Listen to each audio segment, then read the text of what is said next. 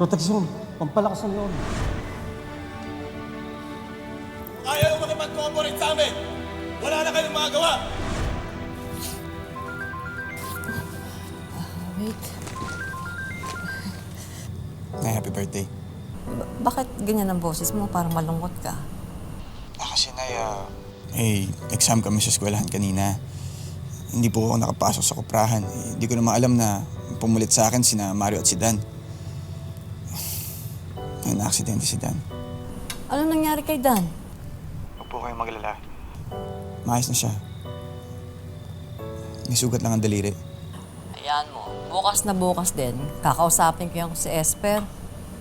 Hindi yan dapat pinagtatrabaho mga kapatid mo. Ang babata pa niyang mga yan eh. Nay, huwag na. Sina Mario at Dan naman yung nagpresente. Kaya, yun. Naawa daw sila sa akin. Anak,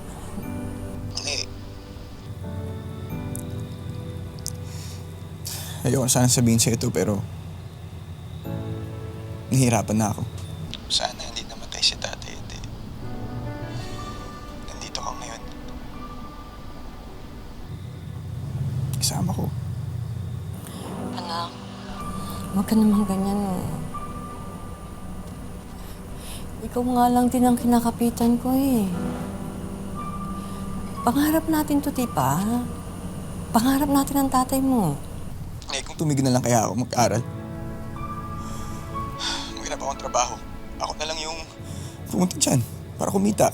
Ay, Rodel, wag na wag kang magsasalita ng ganyan. Hindi pwede. Kailangan tapusin mo ang pag-aaral mo. Kahit na igapan ko yan, gagawin ko. Basta makapagtapos ka lang. Ayoko matulad ka sa amin ng tatay mo. Hindi kami nakapag-aral. Yan lang ang mapapamana ko sa'yo. Kaya anak naman, pasensya ka muna. Konting tiis lang. Pasensya na. Pagod na kasi ako eh. Sorry din, anak. Naintindihan naman kita eh. Pero anak, gusto ko mangako ka sa akin. Anak, kasi mayroong magandang buhay na naghihintay sa atin. Darating din yung panahon. Darating din yung oras, magkakasama tayo ulit. Magkakaroon din tayo ng magandang buhay. Kaya parang awa mo na, anak. Huwag kang susuko. Malalampasan din natin to. Makalipas ang 5 taon, nakapag-ipon na ng sapat na pera si Vina para maipatayo ang kanilang dream home. Nakapagtapos na rin ang kanyang panganay, kaya't may katulong na rin siya sa paghuhulog nito. Matutupad na rin sa wakas ang pangarap nilang mag-iina, kaya't nagpaalam na rin si Vina sa amo at alaga niya. 2,000. Chang, kakabigay ko lang sa'yo ng pera last week ah. Nagtaas na naman lahat ng bilihin. Hindi ka ba nanonood ng balita? At saka yung binigay mo sa akin last week, para sa nakaraang buwan yun. Ang sinisingil ko sa iyo ngayon, yung para sa buwan na to. Ang dami ninyong utang ah. Kung hindi ka naniniwala sa akin, ayan, tingnan mo, ayan, ang listahan, no? Oh, Lotion. Cologne. Chang, ito yata panty at bra niyo. Sa amin yung sisingilin eh. ang bastos ng bibig mo, ha?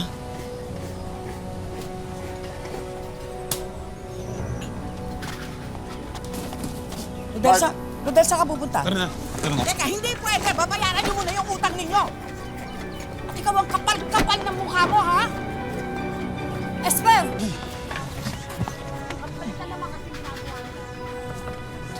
Ayos ka lang na? Kayo, ayos lang ka na? Vina? Ano ginagawa mo sa mga anak ko? Nagulat ka? Nandito ako? At saka, ano yung narinig ko sinasabi mong utang? Buwan-buwan nagpapadala ako ng pera. Halos lahat yun sa'yo napupunta. Itong anak ko, matagal na nagtatrabaho sa'yo. Ilang taon na? Di ba sapat yun? Eto. Andito, nakalista naman lahat eh. Ayan o. Eto.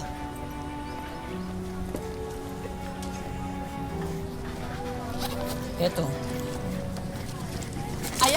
Ayan, halos lahat yan ang naipon ko. Sige, yun ang lahat. Samsamin mo. Masaya ka na? Ang yabang mo.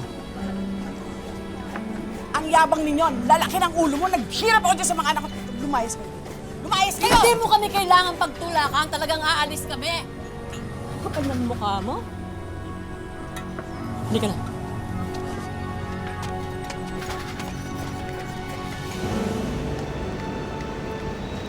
Mga anak, tara, pasok kayo. Tignan nyo, oh. Yan, meron pang second floor. Diba? Hindi nga lang ganun kalaki, pero sarili natin to. Atin. Wow, Nay. Dito na tayo titira. Oo naman. Kuya, talagang dito na tayo? Hindi tayo magtitiis kay Tia? Hindi na, anak. Hindi na kayo magtitiis doon. Ay, naku, grabe. Tignan mo, anak ko. Sa'yo ko, pinangalan ng bahay na to. Hindi ko sinabi sa'yo kasi gusto ko surprisahin ka. Regalo ko sa'yo to dahil ilang taong kang tumayo bilang padre di pamilya natin habang nasa abroad ako. Nay, alam mo naman hindi kailangan, di ba? Anak, alam mo, hindi natin manasabi balang araw, baka mamaya mawala ko. Eh di, ikaw din naman ang magmamana nito. Ah, kayong tatlo, pero kasi ikaw yung alam ko, responsable, hindi mo kapabayaan mga kapatid mo.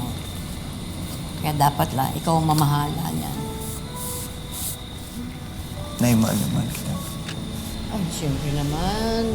Mahal na mahal din kita, anak. Kayong tatlo. Sige, Mare, salamat ha. Nay! O anak, nandito ako. Nay! Mm. Magandang gabi mo. Galang-galang naman ang anak ko. Sweldo ka? Ay, salamat, anak. Ba, teka. Mukhang makapal-kapal ito. Uy, anak. Sobra-sobra to. Para sa kahit anong gusto mo, Nay. Bagong bag, makeup, ano pa? Damit, sapatos. Ano ka ba, anak? Para naman ako atin ng party noon.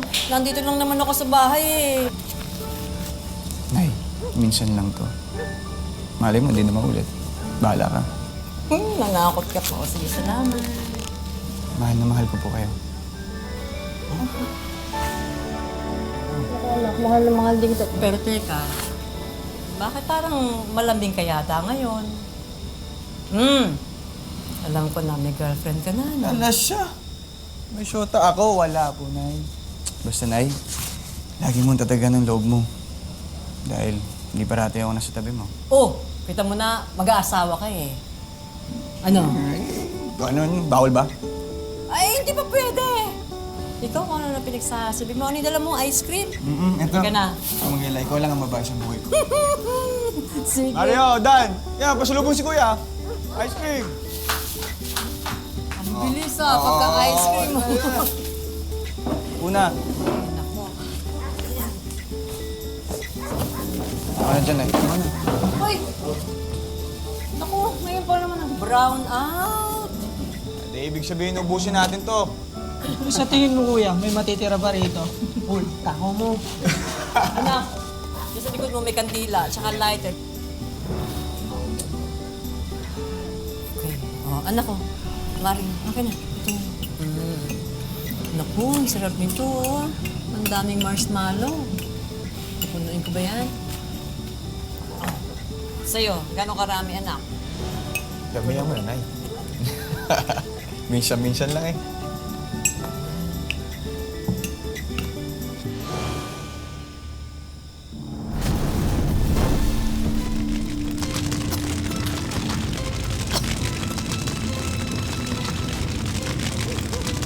Anak! Anak, magsigising kayo na sa sunod bahay natin!